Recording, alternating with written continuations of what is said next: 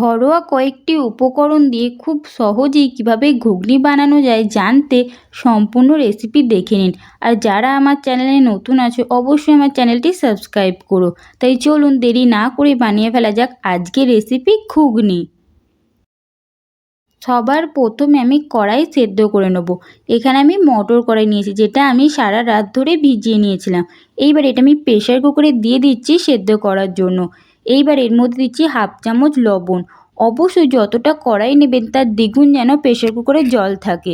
ঢাকনা এঁটে এটা আমি সিটি পড়ার জন্য বসিয়ে দেবো। আর এখানে নিচ্ছি আলু।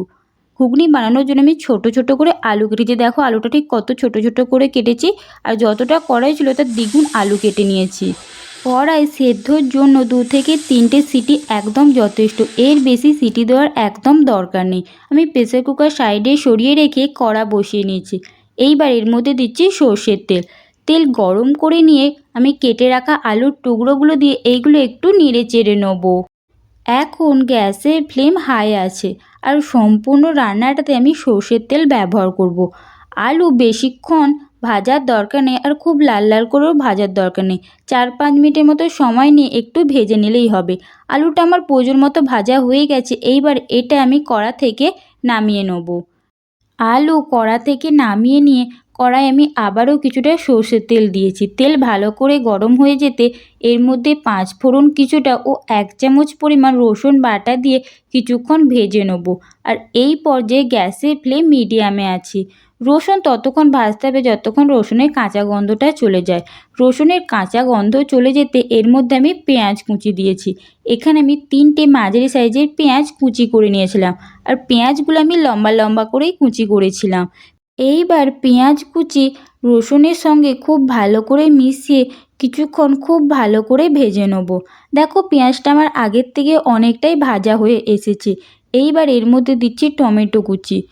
টমেটোগুলো আমি লম্বা লম্বা করে কুচি করে নিয়েছিলাম। এইবার টমেটোটা কিছুক্ষণ একটু ভালো করে ভেজে নেব। দেখো আগের থেকে টমেটোটা একটু নরম হয়ে এসেছে। টমেটো খুব ভালো করে নরম হয়ে এলে এর মধ্যে আমি দিয়ে দেবো আদা বাটা। টমেটোতে যেহেতু নরম হয়ে এসেছে এইবার এর মধ্যে আমি দিয়ে দিচ্ছি 1 চামচ পরিমাণ আদা বাটা। আদা বাটা দিয়ে মশলার সাথে খুব ভালো করে মিশিয়ে নেব ও কিছুক্ষণ কষিয়ে নেব। আদা বাটা দিয়ে খুব বেশিক্ষণ কষিয়ে নেওয়ার দরকার নেই। অল্প কিছুক্ষণ কষিয়ে নিলেও হবে। আর মশলাটা আগের থেকে অনেকটা কষিয়ে নেওয়া হয়ে গেছে। মশলা আমার প্রায় কষিয়ে নেওয়া হয়ে গেছে। এইবার এর মধ্যে দেবো হলুদ গুঁড়ো। আমি এখানে 1 চামচ পরিমাণ হলুদ গুঁড়ো দিচ্ছি। আর দিচ্ছি 1 চামচকে একটু কম লঙ্কার গুঁড়ো দিয়ে সামান্য জল দিয়ে খুব ভালো করে কষিয়ে নেব, যাতে হলুদের কাঁচা গন্ধটা চলে যায়। হলুদ গুঁড়ো লঙ্কা গুঁড়ো দিয়ে মশলা কষতে কষতে এটা অনেকটাই শুকিয়ে এসেছে। তাই আবারও কিছুটা জল দিয়ে খুব ভালো করে এটা একটু কষিয়ে নেব। অবশ্যই কিন্তু হলুদ গুঁড়ো লঙ্কা গুঁড়ো দিয়ে মশলাটা একটু সময় নিয়ে কষিয়ে নেবে, তবেই এদের কালারটা মশলার সাথে খুব ভালো করে মিশবে। দেখো মশলা তো আমার প্রায় কষিয়ে নেওয়া হয়ে গেল। এইবার এর মধ্যে দিচ্ছি আমি ধনেপাতা। আমি সামান্য ধনেপাতা কুচি দিয়ে মশলার সাথে খুব ভালো করে মিশিয়ে দেবো। অন্যদিকে প্রেসার কুকারের জল থেকে মটর কড়াইগুলো খুব ভালো করে ছেঁকে নিতে হবে। মশলা আমার সম্পূর্ণ কষিয়ে নেওয়া হয়ে গেছে। এইবার এর মধ্যে আমি দিয়ে দিচ্ছি ভেজে রাখা আলু। আলু দিয়ে এই মশলার সাথে আলু কিছুক্ষণ ধরে একটু ভালো করে মিশিয়ে নেব।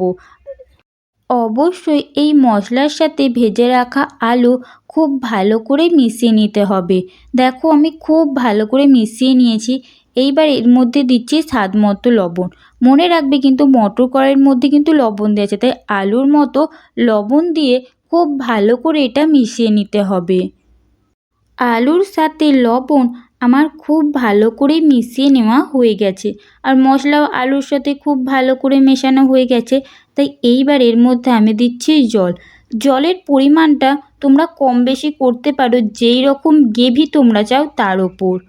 আমি এখানে একটু বেশি পরিমাণে জল দিয়েছি, কারণ ঘুগনি খুব শক্ত বা টাইট টাইট ভালো লাগে না, একটু জুসি জুসিই ভালো লাগে। জল দিয়ে আলু ও মশলার সাথে খুব ভালোভাবে মিশিয়ে নিতে হবে। এখানে জল আমি খুব ভালোভাবে মিশিয়ে নিয়েছি। এইবার ওপর থেকে ধনেপাতা কুচি ছড়িয়ে ঢাকনা চাপা দিয়ে দিচ্ছি।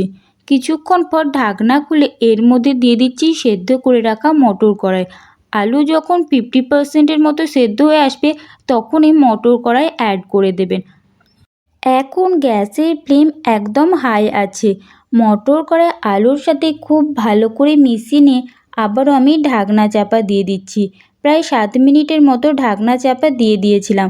7 মিনিট পর ঢাকনা খুলে চেক করব আলু প্রপারলি সেদ্ধ হয়েছে কি না। আলু প্রপারলি সেদ্ধ হয়ে গেছে, আর কড়াই তো আগে থেকেই সেদ্ধ করা ছিল, তার মানে ঘুগনি একদম রেডি।